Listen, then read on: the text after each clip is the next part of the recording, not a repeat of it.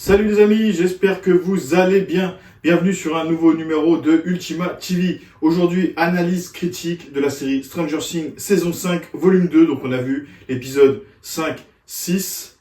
Voilà, il nous reste encore le 7 et le 8 qui n'est pas encore sorti. On va vous faire une petite analyse critique. Pour ce faire, j'ai invité le chasseur de l'or, alias Ricky la Flamme. Voilà, on va parler de ce volume 2. Alors concernant l'épisode 6, qu'en as-tu pensé ? C'est celui qui vient tout de suite après la partie 1. Ah non, l'épisode 5, excuse-moi. L'épisode 5, c'est celui c'est celui où Will il commence à avoir ses pouvoirs. Voilà, c'est l'épisode qui vient après celui-là. Ouais, alors j'étais content de voir que tous les passages de la bande-annonce, ils nous les montrent. Parce que durant la première bande-annonce, on a vu Will, etc. se faire porter par Vecna. Là, on le revoit bien. Nous, on a eu la chance de remater la partie 1. Oui, Donc, voilà. c'était vraiment dans la continuité. Là, ça va plus vite que la partie 1, la partie 2, heureusement, parce qu'au bout d'un moment, c'était un peu lent, la partie 1. Non, j'ai trouvé que c'était plus rapide, et là, on est vraiment dans l'action, quoi. On est dans le moment de la série où ça bouge, ça fait du bien. Fini de papoter, oui, voilà. Elle va suivre un lapin dans la forêt. On sent que ça avance. Alors, j'ai vu énormément de critiques, mais franchement, on a vu la série, et comme tu as dit, on a vu 4, 5, on l'a vu au moins la série au moins 5 fois, les nouveaux épisodes on les a déjà vus au moins 2 fois pour bien comprendre la série. Et franchement là, cette saison 5, cette partie 2, on est sur la fin, voilà, vous attendez quoi de plus les mecs? On a eu une bataille de démons gorgons, on l'a eu, il y en a eu plein, les démons chiens dans l'hôpital, bon l'hôpital, on a déjà eu des séances dans l'hôpital, mais voilà, on les a eu, il nous manque plus que la scène avec Vecna, peut-être un peu le flagelleur mental, voilà, on a cette fameuse scène dans l'épisode 6, je crois que c'est l'épisode 6 ou 5, on voit la matière fondre, parce qu'en fait, on est sur un pont. Voilà, on est sur un pont de... Ah oui, en gros... Explique, voilà. C'est un pont qui relie les univers, c'est comme une sorte de trou de verre. Voilà, c'est ça, c'est un trou de verre. C'est vraiment ce qu'expliquait le prof, là, je sais plus comment il s'appelait, Monsieur Scott, là, je sais plus quoi, ouais, avec la moustache, je sais plus, qui ressemble à Flanders, il expliquait ça. En fait, c'est pas une dimension parallèle, le monde à l'envers, ça n'est qu'un pont vers une autre dimension. On sait pas, une autre dimension, une planète, voilà, qui sait, que sais-je. Voilà. En tout cas, on explore le délire science-fiction comme jamais. Moi, je veux juste faire un petit parallèle parce que y a des gens ils vont crier oh c'est trop woke, etc. Alors que en ayant regardé la série 6 fois, il y a des détails qui nous ont sauté aux yeux et on se dit vous prêtez trop d'importance à des trucs woke alors qu'il y a des détails, on se dit oh mais c'est tellement pas connu par le public. Ah oui non c'est clair. Ouais.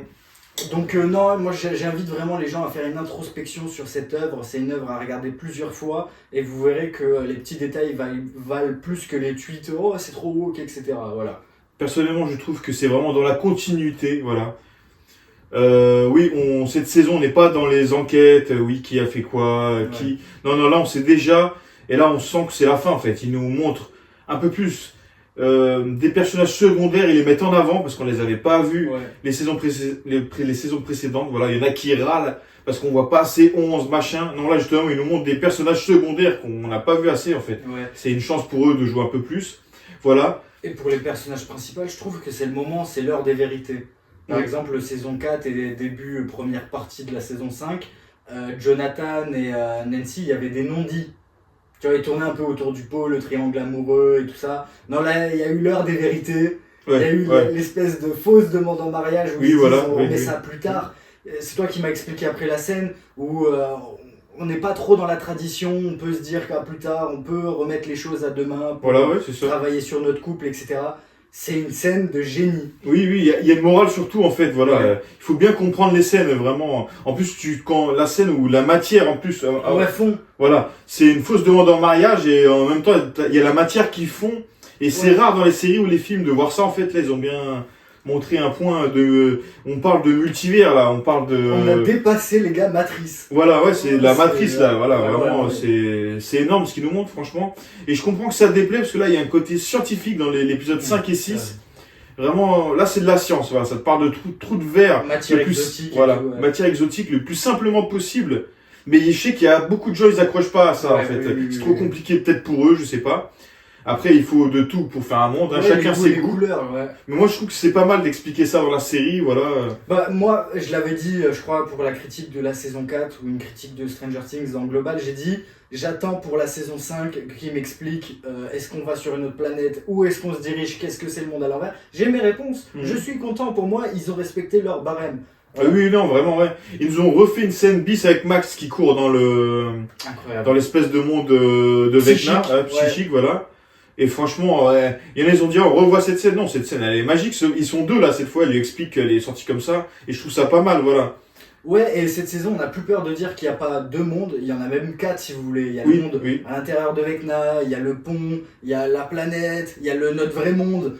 Waouh, ils ont plus peur. Il y a des personnages qui sont dans d'autres parallèles, dans d'autres plans d'existence. Il y en a qui sont dans la tête à Vecna, ils sont en train de vivre, ils courent. Il y a un message pour la liberté. Oui, il y a des messages. Incroyable. Il y a des messages. Ils nous laissent, voilà, on a envie de voir nos persos préférés, donc on les voit un peu plus. Hein. Ils ont fait une saison 5, c'est pour ça. Et comme tu dis, ils ont abordé des thèmes, voilà, des thèmes par-dessus tout ça. Et ce que j'ai envie de dire aussi, c'est que saison 4, Will, il n'avait pas d'importance. On l'avait complètement zappé, il avait un rôle nul. Vraiment, je vais vous dire les termes, il était nul son rôle. Nul. Impossible d'être fan de lui saison 4. Mais par contre, 11, saison 4, bah, on avait toute sa backstory. Ils vont nous dire quoi maintenant saison 5 11, elle apparaît moins, mais parce qu'elle a eu sa grande importance saison 4, les gars, faut suivre. Nous qui avons suivi, eh ben on se plaint pas parce qu'on a déjà eu du 11. On l'a vu combattre Henry, elle avait que 6 ans. Laissez-la un peu tranquille, les gars. Elle peut laisser la place un peu à Will, lui qui a rien fait saison 4. Bah, en fait, moi, je suis pas payé par Netflix, rien. J'adore vraiment cette saison 5. Moi aussi. C'est peut-être, après, il y a un classement, c'est peut-être pas la préférée de certains. Ouais. Moi, je l'aime bien. Voilà. En tout cas, ce qui me fait rigoler, c'est les mecs qui critiquent... je défends pas la série, mais il y en a qui critiquent cette série qui préfèrent Avatar. Personnellement, il y aura une vidéo analyse critique sur Avatar, je l'ai vu il y a pas longtemps. Personnellement, Avatar, c'était une révolution le premier, mais là, le 2 et le 3, c'est du déjà vu, voilà. Et je comprends pas qu'il y en a qui préfèrent ça à la fin de Stranger Things, voilà.